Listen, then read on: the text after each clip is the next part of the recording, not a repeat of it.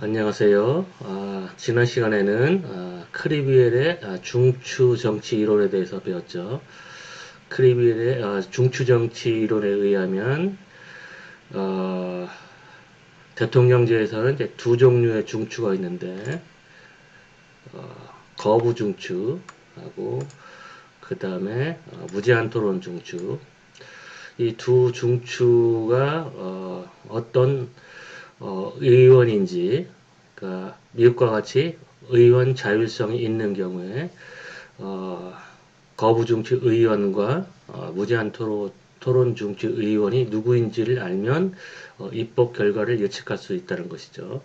근데 한국과 같이 어, 의원 자율성이 약한 국가 또는 정당 규율성이 강한 국가에서는 개별 의원들이 당론에 따르기 때문에 어, 거부 중추 의원과 무제한 토론 중추 의원이 속한 정당이 어떤 정당인지 알면 입법 결과를 예측할 수 있다고 얘기했죠.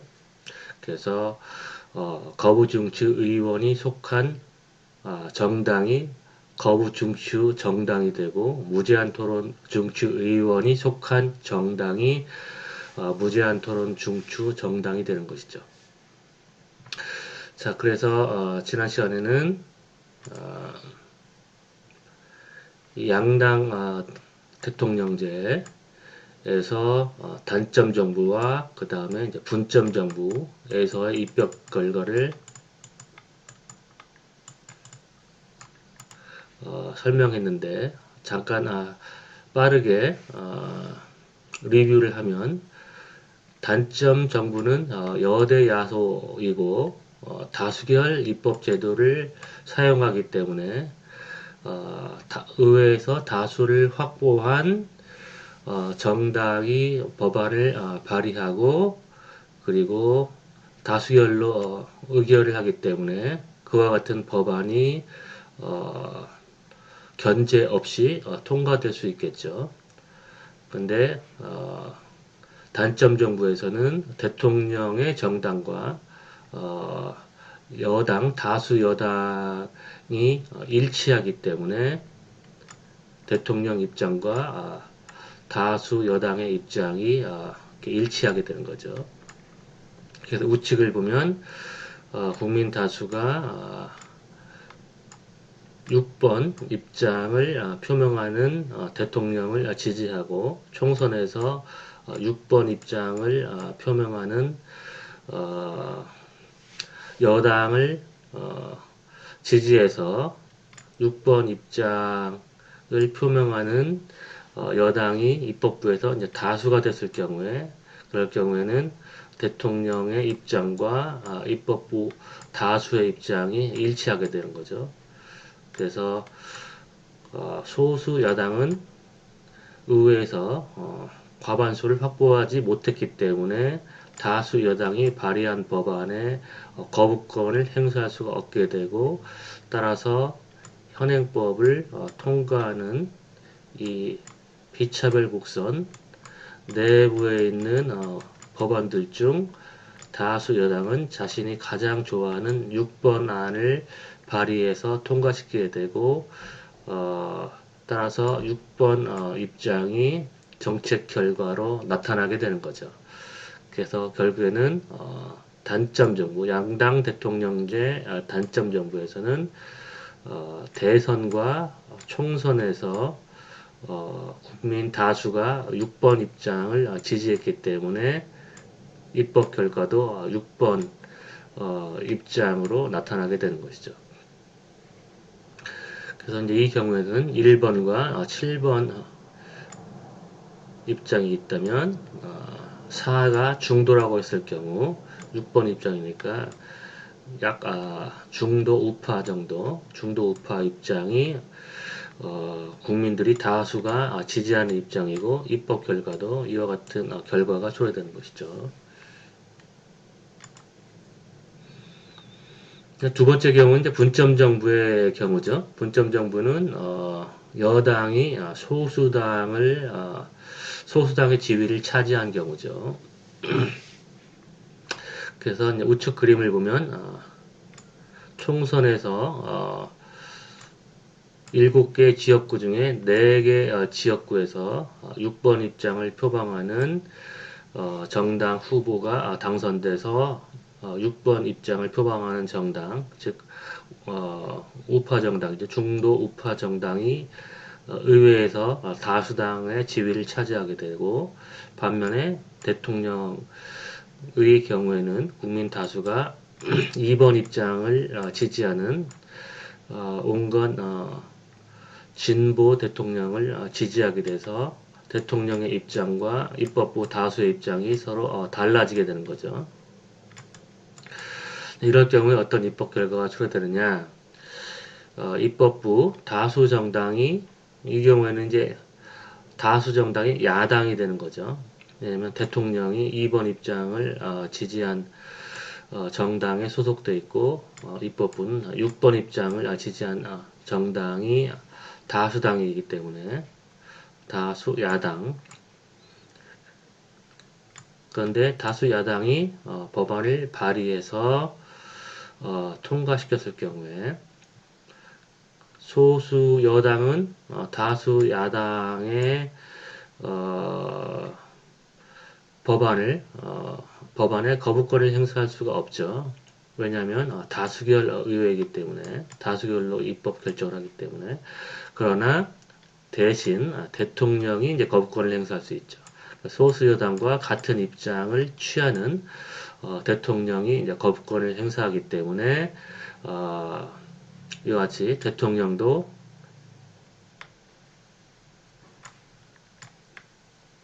거부권 행사자의 지위를 얻게 돼서 비차별 곡선이 여소야대의 경우에는 이렇게 두 개가 존재하게 되는 거죠. 그래서 어떤 법안이 통과되냐? 두 개의 비차별 곡선이 겹치는 영역 중에서 의제를 설정한 거부권 행사자, 즉 의제 설정자와 가장 가까운 입장, 이 렌즈 모양의 영역에서 의제 설정자인 다수 야당과 가장 가까운 법안이 통과되게 되겠죠. 왜냐하면 다수 여당이 이와 같은 입장을 발의해서 통과시켰을 때 대통령은 이와 같은 입장을 자신 쪽으로 끌어당기기 위해서 수정할 수가 없고, 이 법안을 받을 것인가 말 것인가만 결정해야 되는데, 이 법안이 이 현행법보다는 이 법안이 더 가깝기 때문에 대통령은 이 법안을 받아들이게 되고, 그리고 다수 야당 입장에서도 대통령이 현행법과 이 법안들 중 이 법안을 선택할 것인지를 알고 이 법안을 발의하는 것이죠. 만약에 이와 같은 법안을 발의하면 대통령이 거부권을 행사해서 법안이 공포되지 않을 것을 예측하기 때문에 다수 야당에는 대통령이 받을 수 있는 법안들 중, 즉 이 렌즈 모양에 있는 법안들 중 자신과 가장 가까운 입장에 있는 법안을 발의해서 통과시키게 되는 거죠.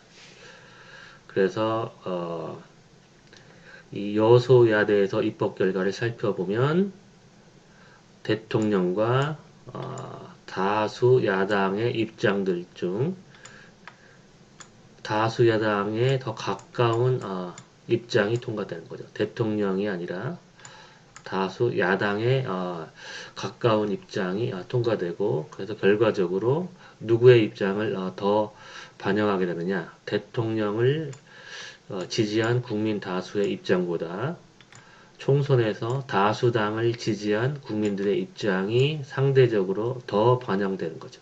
그러니까 2와 6 중에 6에 더 근접한 법안이 통과되게 되는 거죠. 단점 정부에 비해서, 단점 정부에서는 대통령과 총선에서 다수당을 지지한 유권자의 입장, 6번 유권자의 입장이 입법 결과로 반영되기 때문에 이 소수의 입장, 즉 총선에서 소수당을 지지한 2번 유권자들의 입장이 전혀 반영되지 않는 반면에 여소야대에서는 6번 입장에서 이쪽으로 이만큼 이동했기 때문에 이 정도의 소수 입장을 반영하는 거죠. 조금 전에 얘기했듯이 여대 야소에서는 6번 입장이 결과로 초래되는 반면에 6번 입장이 초래되나 여소야대에서는 이 5번 입장과 가까운 이 입장이 초래되기 때문에 이만큼 좌측으로 이동하게 되는 거죠. 2번 쪽으로. 그러니까 여소야대에서는 소수를 2번을 지지하는 유권자들이 소수죠. 그러니까 소수를 이만큼 더 반영하게 되는 거죠. 그래서 여소야대에서는 총선에서의 다수의 입장을 반영하는데 총선에서의 소수 입장을 어느 정도 이 정도 반영한 결과가 초래된다는 것이죠. 그렇다면 입법 규칙을 초다수결로 바꿨을 경우 양당 체제에서 입법 규칙이 다수결에서 초다수결로 바뀌었을 경우에 어떤 변화가 일어나는가를 살펴보면 먼저 단점 정부 여대 야소의 경우를 살펴보면 이전에 다수결 제도에서는 단점 정부에서 다수 여당이 독자적인 거부권 행사자였죠. 이 경우 그렇기 때문에 소수 여당은 거부권을 행사할 수 없었기 때문에 비차별 국선이 하나밖에 없었는데 초다수결로 바뀌게 되면 단점 정부에서도 비차별 국선이 2개가 되는 것이죠.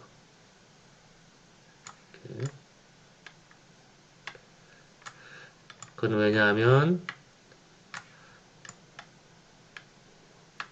다수당이 초다수결이기 때문에 예를 들어서 한국의 경우 국회 선진화법에 의해서 5분의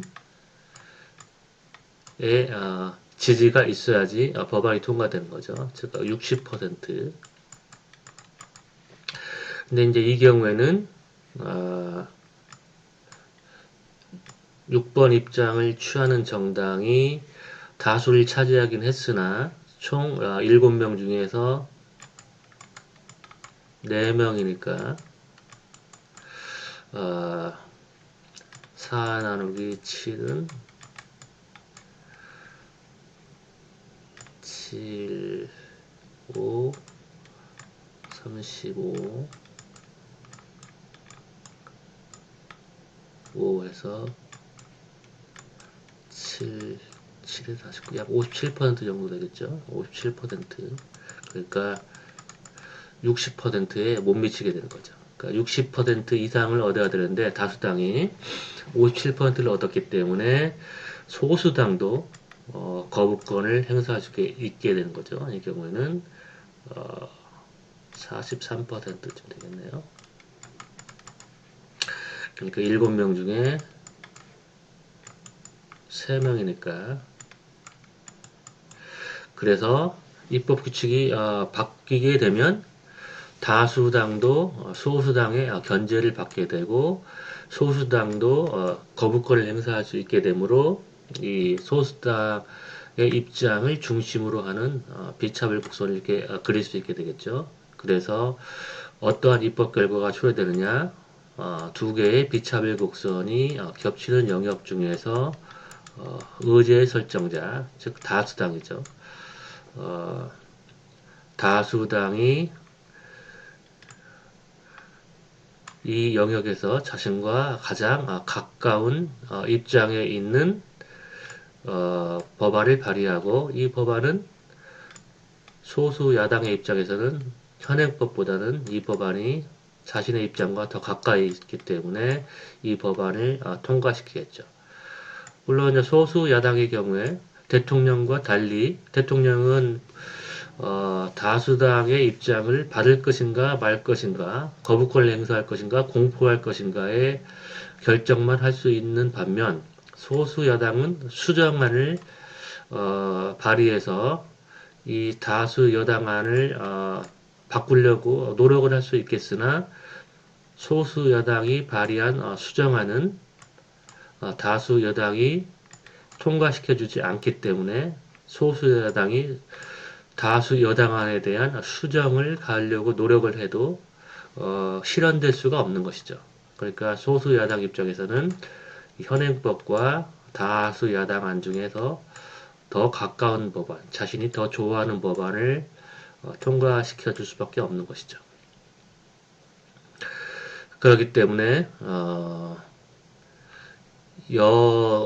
여대야소의 상황, 여대야소의 상황, 즉 단점 정부에서 초래되는 결과는 다수 여당, 다수 여당의 입장으로부터 이만큼 이동한 입법 결과가 초래되는 거죠. 그렇다면은 다수결 입법 규칙에서는 아까 살펴봤듯이 6번 입장이 초래됐는데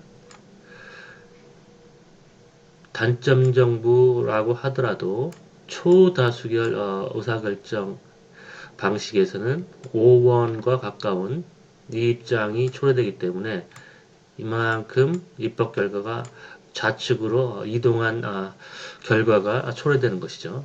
그러니까 입법 규칙을 다수결에서 초다수결로 바꾸게 되니까 이 소수 입장, 2번 입장과 이만큼 더 가까운 결과가 초래되는 거죠. 그 얘기는 달리 얘기하면 소수 입장을 이 정도쯤 보호할 수 있다는 것이죠. 그러니까 다수결 규칙에서는 다수가 지지하는 6번 입장이 초래됐는데 초다수결에서는 5번과 가까운 이 입장이 초래되기 때문에 입법 규칙을 다수결에서 초다수결로 바꾸게 되면 이만큼의 입법 결과에 변화가 일어나게 되고 달리 얘기하면 이 소수 입장, 2번 입장을 이만큼 더 보호할 수 있다는 걸 의미하게 되는 것이죠.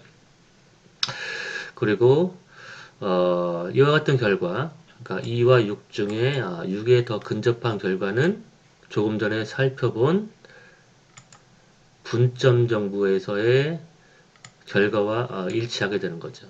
2와 6 중에 6에 더 근접한 결과. 그러니까 단점 정부에서 초다수결 입법 규칙을 사용한 결과나 분점 정부에서 다수결 입법 규칙을 사용한 결과나 서로 일치하게 되는 거죠. 달리 얘기하면 다수결 규칙에서 여당이 다수를 확보하지 못하고 야당이 다수를 확보한 결과와 여당이 다수를 확보했음에도 불구하고 초다수결 입법 규칙을 사용하기 때문에 이만큼 양보해야 되는 결과가 서로 일치하게 되는 거죠. 이 결과와 이 결과가 서로 같아지니까. 그 다음에 여소야대, 여소야대에서 초다수결 입법 규칙을 사용하는 경우를 살펴보면 이제 이 경우에는 국민 다수가 2번 입장을 지지하죠. 대통령의 입장이 2번 입장. 그런데 총선에서는 6번 입장을 지지하는 보수 정당을 지지하기 때문에 대통령의 입장과 입법부 입장이 서로 다르게 되죠. 그럴 때는 어떤 결과가 초래되느냐. 그래서 이전과 마찬가지로 다수당, 이 경우에 이제 야당이 됐죠. 다수당이 법안을 발의하고 그럴 경우에는 소수 여당이 거부하거나 대통령이 거부권을 행사할 수 있죠. 그러니까 다수 여당이 6번 입장을 발의해서 이 법안을 통과시키려고 하면 대통령이 이 법안을 거부할 수도 있고 또는 소수 여당이 반대표를 던질 수 있죠. 왜냐하면 초다수결에서는 60% 이상의 지지를 필요로 하는데 다수 야당이 아까 얘기했던 대로 60%에 못 미치는 57%의 의석만 확보하고 있기 때문에 소수 여당이 이와 같은 법안을 이와 같은 법안에 거부권을 행사할 수 있게 되는 거죠. 이와 같은 법안이 통과되지 못하게 할 수 있는 거죠. 법안 표결에서. 왜냐하면 소수 여당이 40% 이상의 의석을 확보하고 있기 때문에 43%. 그럴 경우에는 다수 야당의 입장에서는 자신이 원하는 법안을 통과시킬 수는 없지만 이처럼 승리 집합에 있는 법안들 중에서 자신과 가장 가까운 법안을 발의해서 통과시킬 수는 있는 것이죠. 그래서 결국에는 초다수결에서 분점 정부의 경우 이전과 마찬가지로 2와 6 중 6에 더 근접한 결과가 초래되는 거죠. 즉 다수당에 더 가까운 결과. 근데 다수당의 입장이 6번 입장이 통과되는 게 아니라 이만큼 소수당 쪽으로 이만큼 이동한 결과가 초래되는 것이죠. 그래서 초다수결의 분점 정부의 결과나 초다수결의 단점 정부의 결과나 그 다음에 다수결의 분점 정부의 결과가 3개가 모두 일치하게 되는 거죠. 2와 6 중 6에 더 근접한 입법 결과, 이와 같은 입법 결과. 세 경우 모두 똑같은 입법 결과가 초래되는 거죠. 초다수결 입법 규칙에서는 여대 야소와 여소 야대 간의 입법 결과에 차이가 발생하지 않는다는 사실을 볼 수가 있는 거죠. 분점 정부에서도 즉 여소야대에서도 5번 입장이 채택되고 그 다음에 단점 정부 여대야소에서도 5번 입장이 채택되기 때문에 어떤 정당이 다수당이 되는가 상관없이 소수당 쪽으로 일정 부분 이동한 즉 이 경우에 6에서 5로 이동한 입법 결과가 초래되는 거죠. 그러니까 초다수결에서는 다수당 입장이 온전히 초래되는 게 아니라 소수당 입장을 약간 반영한 그런 결과가 초래되는 것이죠. 다수당 입장을 온전히 다수당 입장이 온전히 초래되기 위해서는 다수당이 초다수를 충족시켜야 되는 거죠. 그러니까 60% 이상을 얻을 때만 단점 정부에서도 다수당 입장 자체 6번 입장이 입법 결과로 산출될 수 있는 반면 이 초다수를 넘지 못하면 여대 야소나 여소 야대나 마찬가지의 결과가 초래되는 것이죠. 그렇기 때문에 이 초다수결에서는 유권자의 어떤 총선에서의 민심이 예민하게 반영되는 건 아니죠. 그러니까 단점 정부에서는 여대야소나 여소야대나 입법 결과가 바뀌게 되는데 초다수결에서는 여대야소 또는 여소야대 입법 결과의 차이가 나타날 가능성이 낮기 때문에 왜냐하면 다수당이 60% 이상의 의석을 차지하기가 매우 그럴 가능성이 낮기 때문에 초다수결에서는 총선에서의 민심이 입법 결과로 민감하게 반영될 가능성이 낮다고 얘기할 수 있는 것이죠. 또 초다수결에서는 소수당의 입장을 반영할 가능성, 즉 소수를 보호할 가능성은 높다고 얘기할 수 있겠죠. 달리 얘기하면 여대 야소에서도 소수의 입장을 이만큼 반영하기 때문에 여대 야소, 그 다음 여소 야대 모두 입법 결과가 다수당의 입장으로부터 이만큼 이동한 결과가 초래되기 때문에 초다수결은 소수를 보호할 가능성이 높다. 이렇게 얘기할 수 있겠죠. 입법 효율성을 비교해 보면 입법 효율성은 법안이 얼마만큼 통과되기 쉬운가를 의미하는 거죠. 그래서 입법 효율성은 이제 중액의 크기를 가지고 측정을 하죠. 그래서 이 경우에는 중액이 존재하지 않죠. 중액이란 거는 거부권 행사자들이 통과시킬 수 없는 법안들의 집합이죠. 근데 이 경우에는 다수 여당이 독자적인 거부권 행사자고 독자적인 이 거부권 행사자가 원하는 법안은 모두 통과시킬 수가 있죠. 그러나 분점 정부의 경우 분점 정부 다수결 의회의 경우 이 경우에는 두 거부권 행사자 사이에 있는 법안들 이 점선으로 표시된 이 중액에 있는 법안들은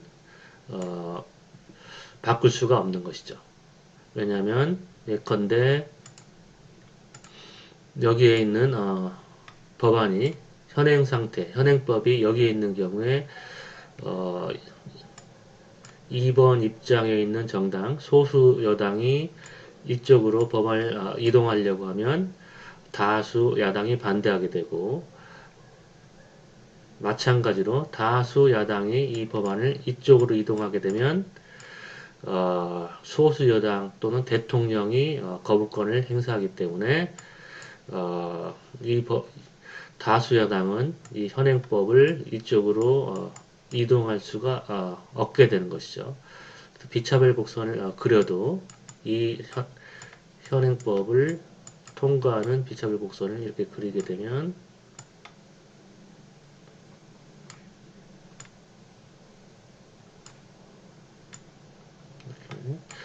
승리 집합이 존재하지 않죠.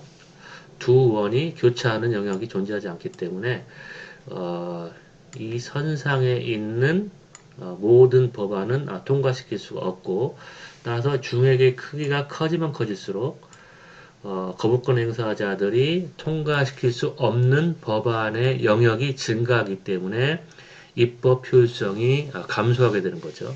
즉 중액의 크기와 입법 효율성은 반비례의 관계에 있죠. 중액의 크기가 커지면 커질수록 입법 효율성은 감소한다. 라는 걸 알 수 있죠. 그래서 단점 정부와 분점 정부를 비교하면 입법 효율성을 비교하면 단점 정부에서는 중액이 존재하지 않기 때문에 입법 효율성이 매우 높다. 즉 다수 여당이 원하는 법은 모두 통과시킬 수 있는 반면에 분점 정부에서는 이 두 거부권 행사자 사이에 있는 이 영역에 있는 법은 통과시킬 수가 없게 되는 거죠. 그 다음에 초다수결 입법 규칙에서는 단점 정부의 경우 중액은 두 거부권 행사자 사이의 영역이기 때문에 입법 효율성이 매우 감소한다는 걸 알 수 있죠. 그러니까 다수결의 단점 정부에 비해서 다수결 단점 정부에서는 중액이 존재하지 않았으나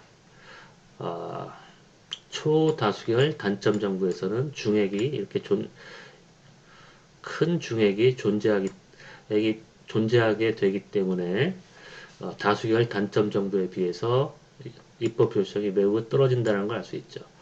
그 다음에 초다수결 분점 정부를 살펴보면 초다수결 분점 정부 역시 매우 큰 중액을 가지고 있죠.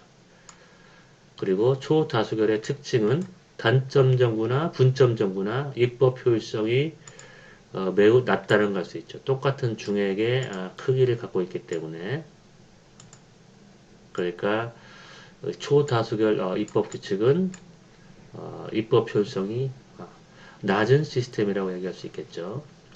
그리고 단점 정부에서는 단점 정부 다수결 입법 규칙에 의해서는 매우 입법 효율성이 높은 체제라고 얘기할 수 있고, 그 다음에 다수결 분점 정부는 입법 효율성이 낮다고 얘기할 수 있겠죠. 지금까지는 양당 체제에 대해서 살펴봤는데, 만약에 이제 양당 체제가 다당 체제로 바뀐다면 어떠한 입법 결과가 초래되는지, 그리고 양당 체제와 다당 체제에서 입법 결과가 서로 어떻게 다른지를 한번 살펴봅시다. 자, 오케이. 자,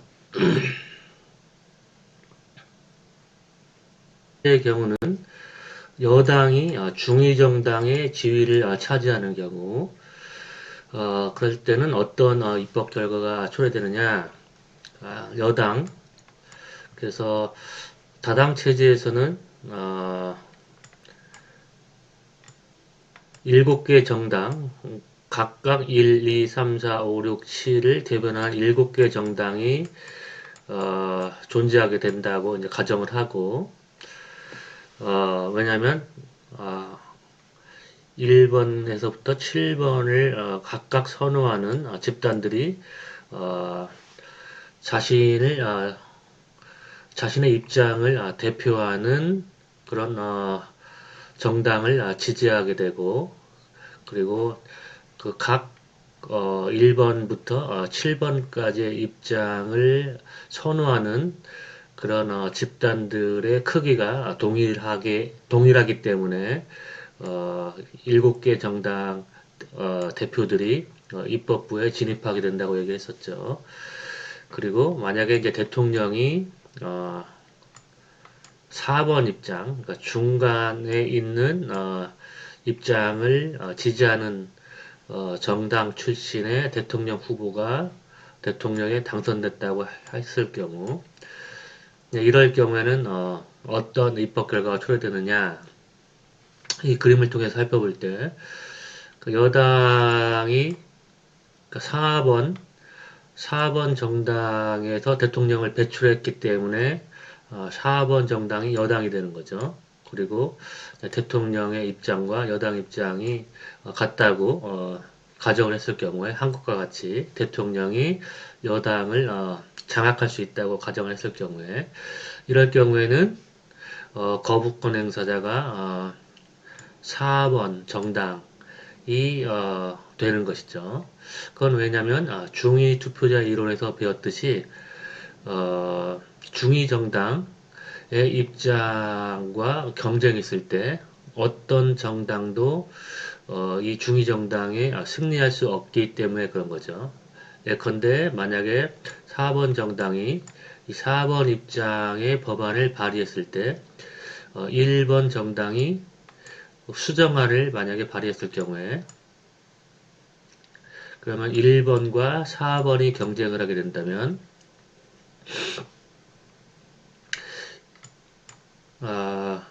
2번은 1번을 지지하겠죠. 그래서 1번 정당과 2번 정당이 1번 입장을 지지하고 그 다음에 3번, 4번, 5번, 6번, 7번이 4번을 지지하기 때문에 4번이 승리하게 되는 거죠. 또는 3번 정당이 만약에 자신이 가장 좋아하는 3번 입장을 발의했을 경우에 그러면 1번, 2번, 3번이 3번 입장을 지지하고 그 다음에 4번, 5번, 6번, 7번은 4번 입장을 지지하기 때문에 결국엔 또 4번이 이기게 되는 거죠. 그러니까 4번 입장에 승리할 수 있는 입장은 존재하지 않게 되고 4번 입장이 소위 얘기하는 콘도르세 위너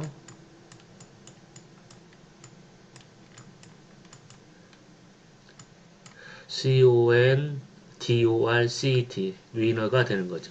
즉 1대1 경쟁에서 항상 승리할 수 있는 대안, 그게 이제 콘도스의 위너죠. 그러니까 4번이 콘도스의 위너 입장이고 중위 투표자 이론에 의해서 따라서 다른 정당 1번, 2번, 3번, 5번, 6번, 7번은 4번 입장을 4번 입장을 수정할 수 없고 4번 입장을 받을 것인지 말 것인지만 결정하게 되므로 결국에는 4번 입장이 의제 설정자이면서 유일한 실질적인 거부권 행사자가 되는 것이죠. 왜냐하면 4번 입장은 다른 정당들이 수정할 수도 없고 이를 받을 것인가 말 것인가를 결정해야 되기 때문에 그래서 이 4번 입장을 중심으로 그 다음에 현행법을 통과하는 비차별 곡선을 이렇게 그렸을 경우에 이 비차별 곡선 안에 있는 모든 법안들 중 4번 입장이 가장 선호하는 법안은 당연히 4번 입장이겠죠. 그래서 4번 입장이 통과되게 되겠죠. 그래서 여당이 중위정당의 지위를 차지하게 될 경우에는 여당 입장이 채택되게 되는 것이죠. 그리고 입법 효율성, 중액은 공집합이다. 중액이 존재하지 않게 되니까 매우 효율적인 입법 결과가 초래되는 것이죠. 그러니까 양당제에서 다당제로 전환했을 때 이처럼 여당이 중위정당의 지위를 차지하게 되면 단점 정부, 양당 체제에서 단점 정부와 마찬가지의 입법 효율성이 초래되는 거죠. 그러니까 이와 같은 결과 양당 체제에서 여대 야소 단점 정부의 다수결 의회와 같은 입법 효율성 이 경우는 입법 효율성이 매우 높은 체제죠. 중액이 공집합인 경우 이와 마찬가지의 결과가 다당 체제에서는 어떤 결과냐?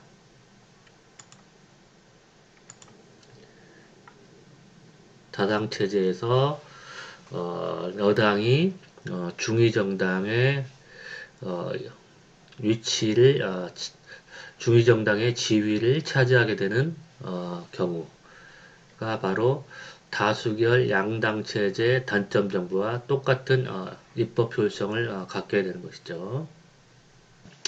양당 체제에서 다당 체제로 전환한다고 해서 항상 이와 같이 입법 효율성이 높은 결과가 초래되는 건 아니죠.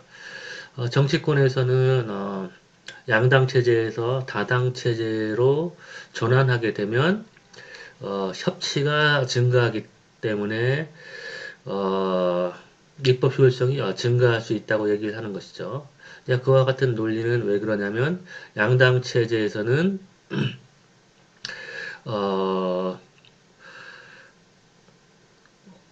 한 정당이 과반수를 확보하게 되고 따라서 초다수결에서는 과반수를 확보한다고 해도 조금 전에 보여줬듯이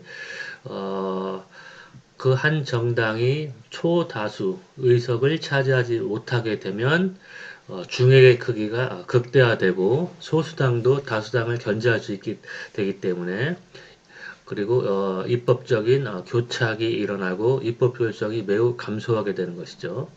그러니까 양당 체제에서도 이제 초다수결 입법 규칙을 사용하게 되면 반면에 양당 체제에서 다수결 입법 규칙을 사용하게 되면 매우 효율적인 입법 결과가 초래되는 것이죠.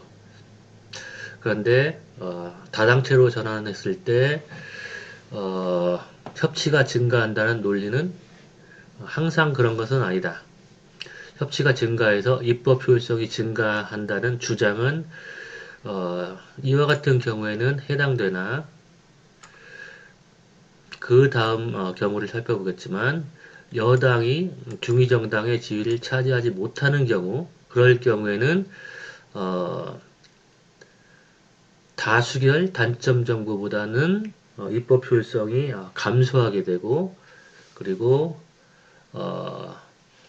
초다수결 단점 정부보다는 입법 효율성이 증가하게 돼요.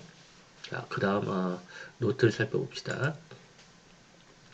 이 경우를 보면은 여당이 6번 입장을 취하는 여당이 중위정당의 지위를 차지한 게 아니라 야당이 이제 중위정당의 입장을 차지하게 된 거예요. 이 경우에 다수결 의회이기 때문에 어떤 중추를 생각해야 되냐면 거부 중추. 그 중추에는 두 가지가 있다고 얘기했는데 무제한 토론 중추와 거부 중추가 있다고 얘기했는데 무제한 토론 중추는 생각할 필요가 없죠. 왜냐하면 초다수결일 경우에만 무제한 토론을 할 수 있어서 무제한 토론 중추가 의미가 있는데 다수결에서는 소수당이 무제한 토론을 할 수가 없기 때문에 거부 중추만 생각하면 되죠. 근데 거부 중추는 일반적으로 대통령의 거부권을 기각할 수 있는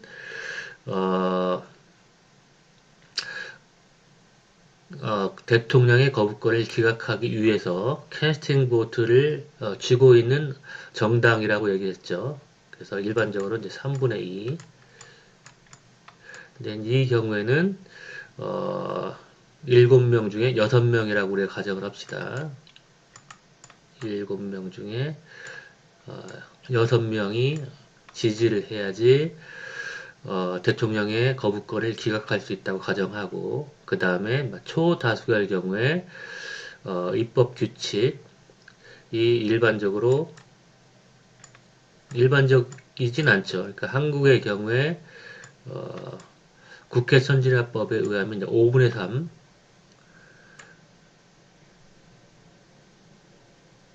5분의 3이니까 60%죠. 60%. 근데 이 경우에는 우리의 예의 경우에는 7분의 5라고 가정을 합시다. 7분의 5. 총 7명 중에 5명이 동의해야지 법안을 통과시킬 수 있다고 가정을 하고 초다수결의 경우에 근데 대통령 거부권은 초다수결 입법 규칙과 차별화시키기 위해서 7분의 6이라고 가정합시다. 7분의 5가 아니라 이럴 경우에 야당 일단 중위정당인 야당이 법안을 발의하면 그러면은 이제 이 경우에는 대통령이 거부권을 행사하고 또 그 대통령의 거부권을 무력화시키기 위해서는 대통령으로부터 가장 멀리 있는 보수적인 의원들 근데 조금 전에 7분의 6이 필요하다고 했으니까 1명, 2명, 3명, 4명, 5명, 6명 그러니까 이 6명이 동의를 해야지 대통령 거부권을 기각할 수 있고 그런데 이 6명 중에 캐스팅 보트를 쥔 의원은 6번째 의원이니까 대통령의 입장과 같은 입장을 취하는 의원이 거부 중추가 되는 거죠. 그래서 결국에는 여당과 대통령 입장과 거부 중추의 입장이 서로 일치하게 되는 거죠. 이 예에서는. 그래서 여기서 주요 실질적인 거부권 행사자는 법안을 발의하는 의제 설정자, 중위정당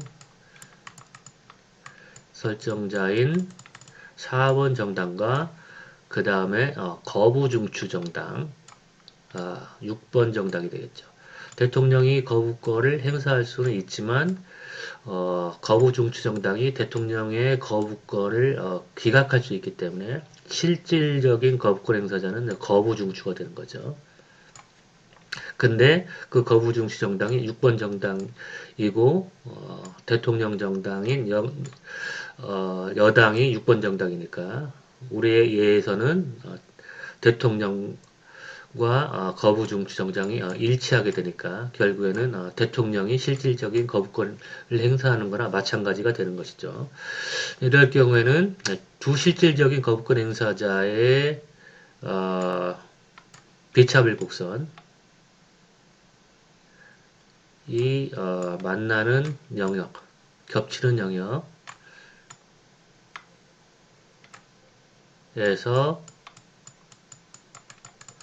의제설정자와 가장 가까운 입장이 통과되겠죠. 그래서 중위정당의 지위를 가지고 있는 야당이 법안을 발의할 때 어떤 법안을 발의하느냐, 이 실질적인 거부권 행사자인 거부중추가 받을 수 있는 법안들, 즉 승리집합에 있는 법안들 중에 자신과 가장 가까운 위치에 있는 법안을 발의해서 통과시키겠죠. 그래서 입법 결과를 보면 어떤 결과가 초래되느냐, 4와 6 중, 그러니까 대통령의 입장 또는 대선에서 대통령을 지지한 유권자들의 입장과 중위정당의 입장 중에서 중위정당의 입장과 더 가까운 입법 결과가 초래되는 것이죠. 그건 왜냐하면 이 중위정당이 바로 의제설정자이기 때문에 대통령제에서는 항상 거부권 행사자보다 의제설정자에 더 가까운 입법 결과가 초래된다고 얘기했죠. 근데 대통령제에서는 양당 체제에서는 다수당이 의제설정자이고 이처럼 다당 체제에서는 중위정당이 의제설정자가 되는 거죠. 왜냐하면 양당 체제에서는 다수당이 의제설정자인데 이 다수당이 항상 중위정당의 지위를 갖게 되는 거죠. 양당 체제에서는. 근데 다당 체제에서는 이제 다수당이 형성되지 않기 때문에 이런 군소 정당 중에 한 정당이 이제 중위 정당의 지위를 차지하게 되고 이 중위 정당이 바로 의제 결정자가 되는 거죠. 그리고 입법 결과는 중위 정당에 더 가까운 입법 결과가 초래되게 되겠죠. 네, 중액의 크기를 보면 중액은 의제설정자와 실질적인 거부권 행사자의 거리, 이게 중액이 되는 거죠. 그래서 이전에 여당이 중위정당이 됐을 경우에는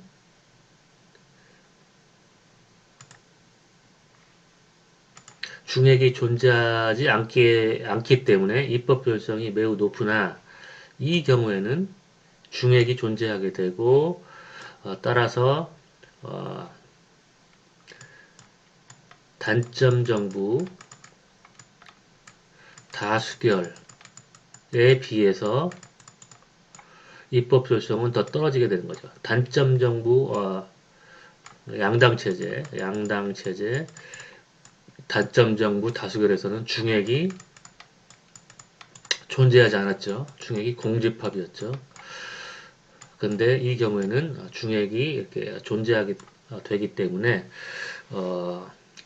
양당 체제의 단점 정부 다수결에 비해서는 입법 효율성이 떨어지게 되는 거죠.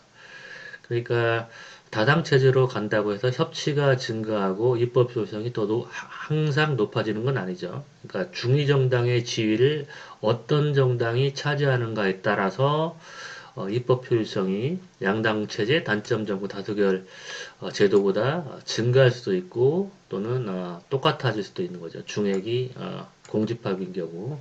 그러니까 이 경우는 양당 체제 단점 정부 다수결 체제와 똑같은 입법 효율성, 가장 입법 효율성이 높은 결과가 초래되는데 이 경우는 양당 체제 단점 정부 다수결 체제보다 입법 효율성이 떨어진다는 걸 알 수 있죠. 그 다음에 초다수결 의결 규칙을 봅시다. 그러니까 다당 체제 초다수결 입법 규칙에서는 어떤 결과가 초래되는지. 초다수결에서는 이제 소수당이 무제한 토론을 할 수 있게 되니까 이제 무제한 토론 중추가 거부권 행사자가 되는 거죠. 토론 중추. 그래서 아까 얘기했듯이 무제한 토론 중추는 이 예에서 7분의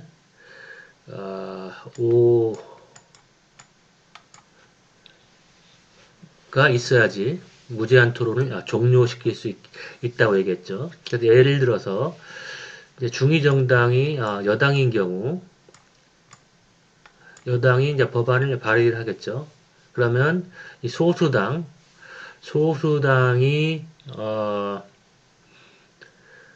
이 중위 정당 안에 대해서 반대하는 이제 무제한 토론을 할 경우에 예를 들어서 뭐 7번이나 6번이나 5번이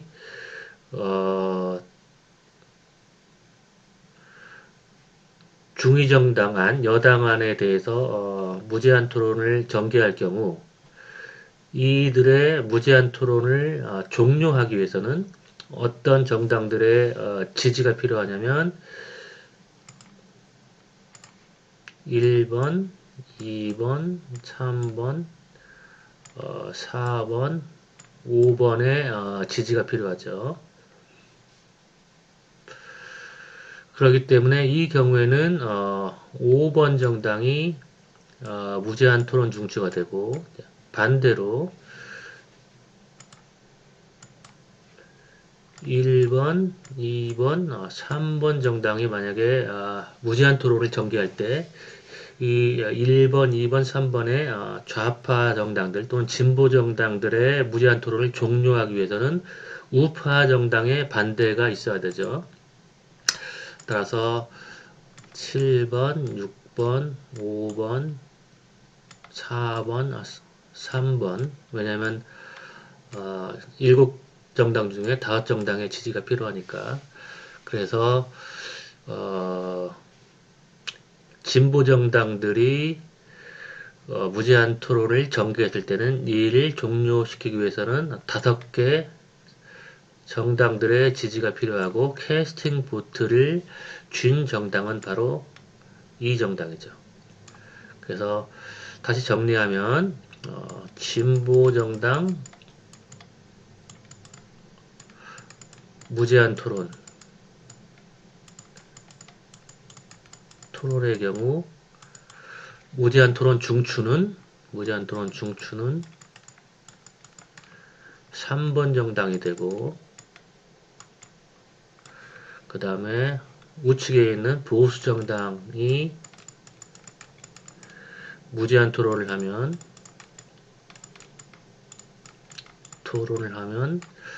이럴 경우에는 중추 정당, 무제한 토론 중추 정당은 5번이 되는 거죠. 이렇게. 그래서 먼저 이 사례부터 살펴보면 진보 정당들이 이제 중위 정당 지위를 가지고 있는 여당에 반대하는 무제한 토론을 했을 경우 즉 3번 정당이 무제한 토론 중추 정당이 된 경우에 사례를 먼저 생각해 보면 3번 정당이 무제한 토론 중추 정당이고 실질적인 거부권 행사자고 그 다음에 중위 정당의 지위를 차지한 여당이 의제설정자가 되겠죠. 그러면 항상 입법 결과는 거부권 행사자와 의제설정자의 비차별 곡선이 만나는 겹치는 영역에서 의제설정자와 가장 가까운 입법 결과가 초래되게 되는 거죠. 그래서 이 입법 결과를 살펴보면 이 경우에 이제 대통령이 4번 정당 출신이니까 중위 정당 그 다음 입법부는 다당체제니까 7개의 정당이 있고 그 다음에 어떤 입법 결과가 초래되느냐 3과 4 그러니까 3과 5가 수용할 수 있는 중위 정당 입장인데 이 경우에는 3번 사례죠. 3번 3이 실질적인 거부권 행사자 즉 무제한 토론 중추 정당이기 때문에 3이 수용 가능한 중위 정당 입장이 초래되는데 구체적으로 3과 4 중에서 4에 더 근접한 입법 결과가 초래되는 거죠. 3과 4 두 실질적인 거부권 행사자 중에서 4에 더 근접한 즉 의제 설정자와 더 근접한 입법 결과가 초래되는 거죠. 그러니까 항상 지금까지 여러분이 쭉 살펴봤을 때 거부권 행사자와 의제 설정자 중에 의제 설정자와 더 가까운 입법 결과가 초래되는 것이죠. 그 다음 그림은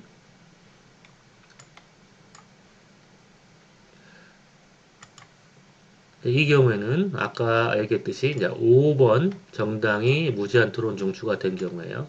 그러니까 즉 달리 얘기하면 중위정당, 여당의 입장에 반대하는 우파 정당들 또는 보수 정당들이 무제한 토론을 전개했을 때 이를 종료하기 위해서 5번 정당의 지지가 필요한 상황이죠. 5번 정당이 캐스팅 보트를 행사하는 그런 경우죠. 이럴 경우에는 5번 정당이 실질적인 거부권 행사자가 되고 그 다음에 4번 정당의 의제 설정자. 의제 설정자는 의제 설정자이면서 동시에 실질적인 거부권 행사자죠. 왜냐하면 의제 설정자가 반대할 경우에 법안이 통과될 수가 없기 때문에 의제 설정자는 실질적인 거부권 행사자의 지위도 가지고 있는 것이죠. 그리고 이제 5번은 무제한 토론 중추이면서 따라서 이 중추 정당이 실질적인 거부권 행사자라고 얘기했었죠. 그러면 의제 설정자와 실질적인 거부권 행사자의 입장 중에서 의제 설정자의 더 가까운 입장이 채택되게 되는 거죠. 그래서 이 경우에는 5가 수용 가능한 중위 정당의 입장이다. 그러니까 5가 수용할 수 있는 즉 승리 집합에 있는 입장 그 중에서도 의제 설정자와 가장 가까운 사에 근접한 입장이 채택되게 되는 것이죠. 그리고 중액의 크기를 살펴봐도 이 전의 경우도 중액이 무제한 토론 중추와 의제 설정자 사이의 거리 그리고 이 경우도 의제 설정자와 무제한 토론 중추 정당 간의 거리 이게 이제 중액이 되는 거죠. 그래서